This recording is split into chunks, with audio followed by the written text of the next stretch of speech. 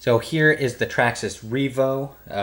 I'm swapping out the slipper clutch today for the Robinson Racing setup.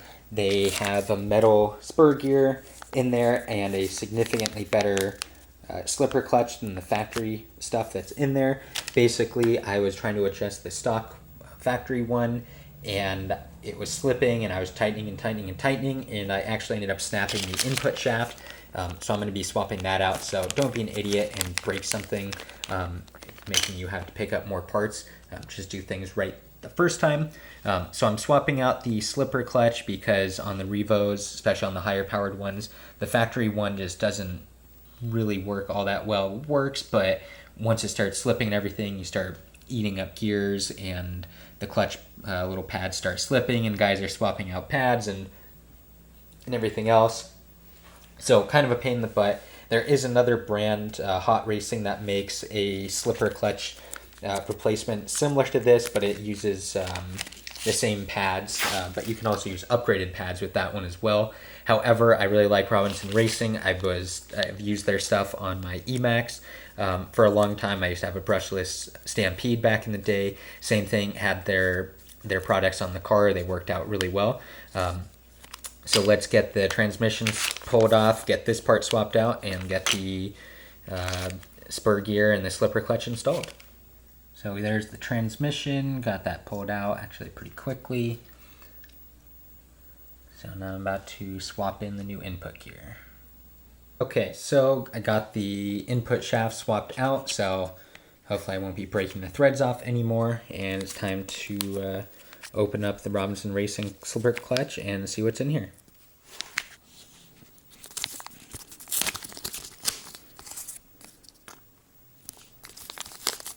Okay, and looks like we've got some stickers. And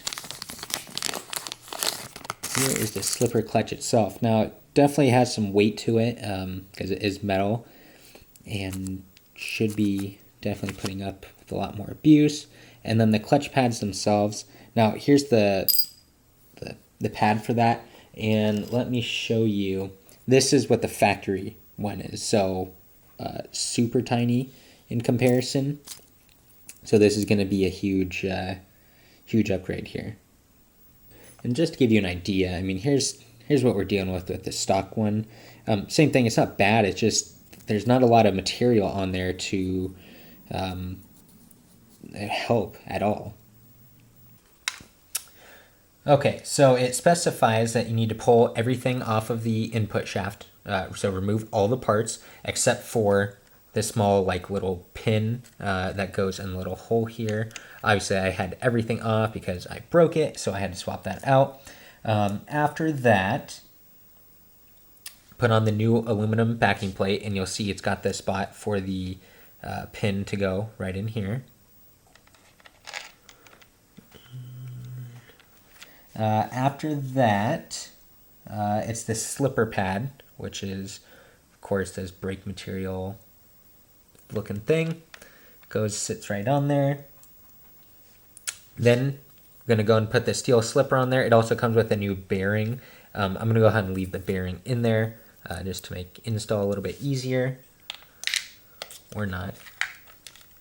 Fiber washer. So they give you a little bag of washers.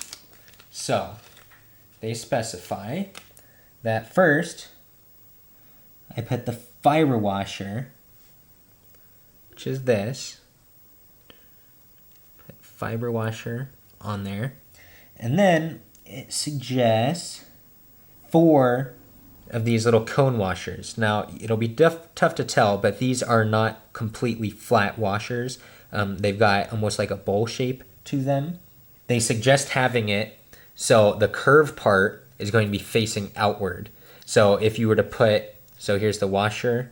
I know that's tough to tell. It's the curved part right here, and then the nut is going to go on top. So it'd be like if you flipped a bowl upside down, and that's the side the nut is going on. So you're going to put 4 of those. So 1, 2, 3, 4. Now they do, at least in this package, I ended up with 5 of them in here. Obviously, I'm not going to put the 5th one on there because it specifies not to. And then the lock nut. Followed up by that with the lock nut.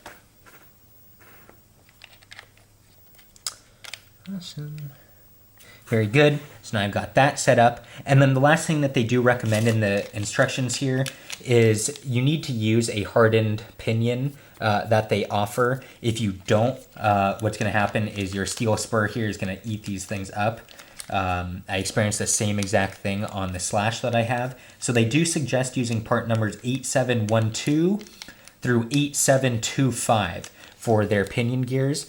Now, the 87 I'm assuming is like their hardened stuff, and then the numbers after that denominate what size pinion it is. So if it's an 8720, it's going to be their hardened pinion and a 20-tooth pinion. If it's an 8715, same thing, it's going to be a 15-tooth. In this case, I have a 21.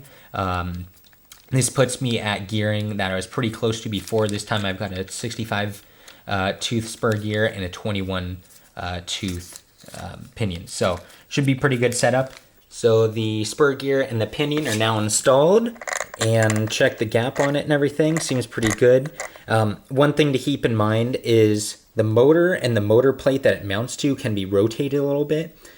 Because when I first put the pinion gear on there, I was thinking that I screwed up because a lot of people don't like the 65 millimeter, or excuse me, the 65 tooth spur gear, just because they say it's kind of big. Obviously, depending on the pinion that you're running, the gearing is going to stay the same regardless. So I'm running the 65 tooth spur gear and the 21 tooth pinion gear, and eventually I went to pick up 22 tooth pinion gear just so that way I keep it close to 3-to-1. But otherwise, check your gap on that, and then make sure that the motor and the mounting plate are positioned properly, so then that way when you put the dust cover back on, it fits. Because at first I thought that the mounting screw for the front here I was gonna have to drill out, but then I remembered that I can rotate the motor, so I did that, and then everything snaps together and fits in perfectly. So now I'm looking forward to getting out and driving it. Obviously, because you are running a metal spur and a metal pinion gear now, it's really, really important to verify the gap, the mesh setting for your spur gear and the pinion. So take your time on doing that and check it. Obviously, you know, drive it around for a little bit. You'll have to adjust the slipper clutch as well to make sure that it's not slipping too much or that it's not too tight. But either way, pretty good setup, and I'm really looking forward to driving this around, and it should be pretty bulletproof now.